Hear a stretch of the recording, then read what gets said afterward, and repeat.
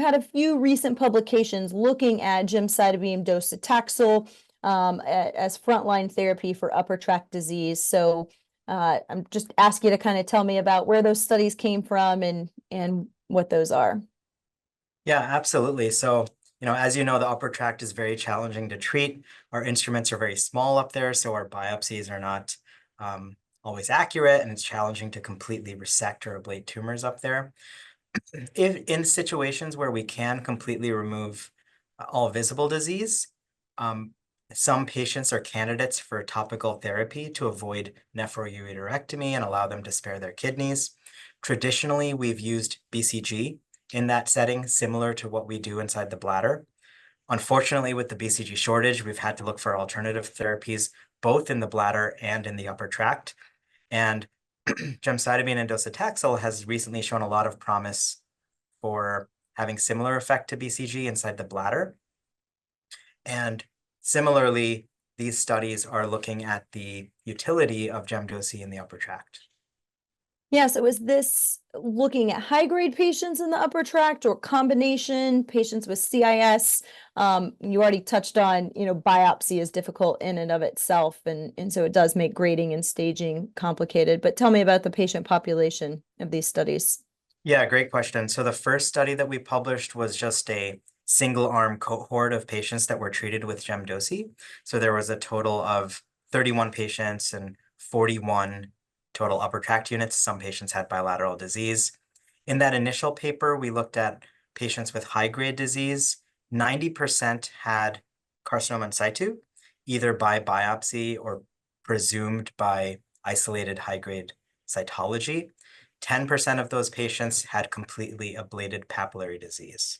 Okay.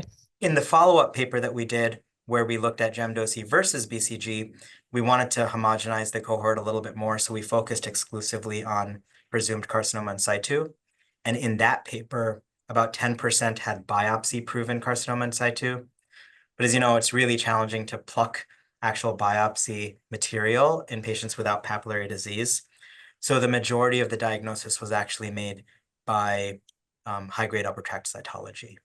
Okay. So in the first study, what do you think would be the take-home message for across the board, either as an adjunct therapy or, for CIS of the upper urinary tract as the utilization of gemdosi, and then we'll talk about the second study in comparison to BCG. Yeah, we were excited with the results that we saw in the first study. We had pretty good median follow-up of 2.5 years. And what we noted was that the 2-year upper tract recurrence-free survival was 54%, which is fairly promising in that setting.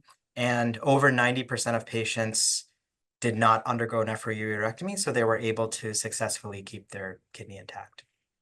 Yeah, so I think that's really exciting, for high-grade disease, still having basically a nephroureterectomy-free survival, and then over 50% of patients at over 2 years, seems fairly impactful in the world of urothelial cell cancer and upper tract disease. So, talk to me about then your second study when you compared that in that more select population of CIS alone against BCG.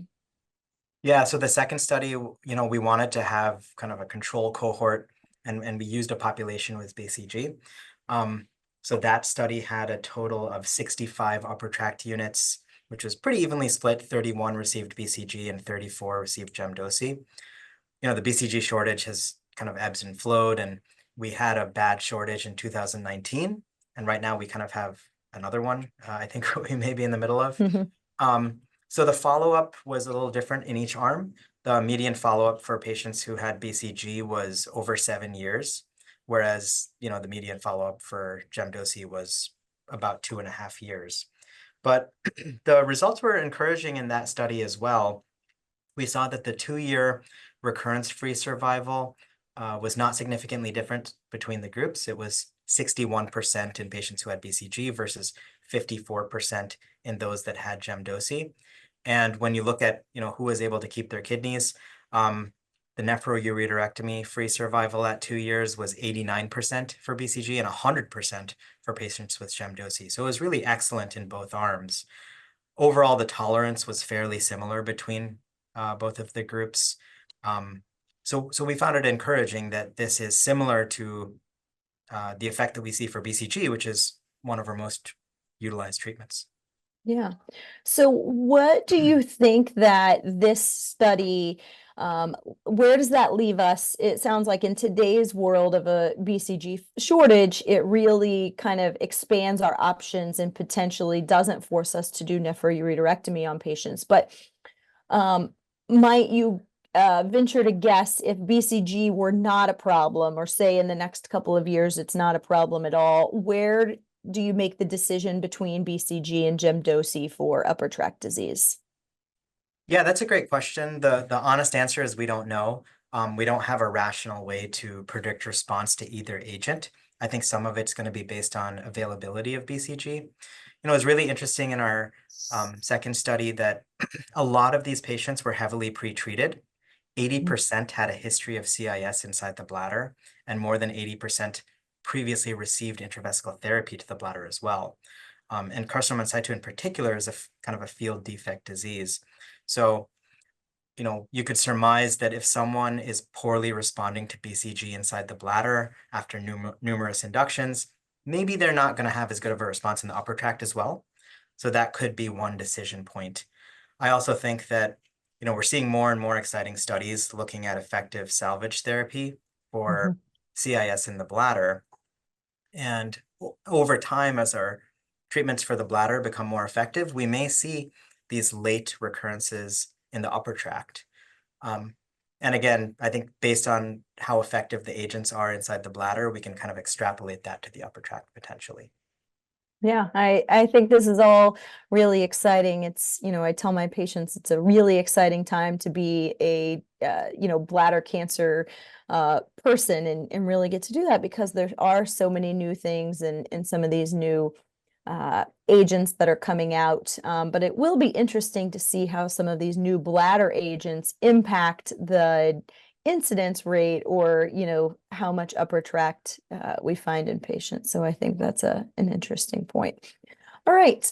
Is there anything else that you would like to kind of follow up as a last about these studies of utilizing gemcitabine or, you know, subsequent chemotherapies in the upper urinary tract?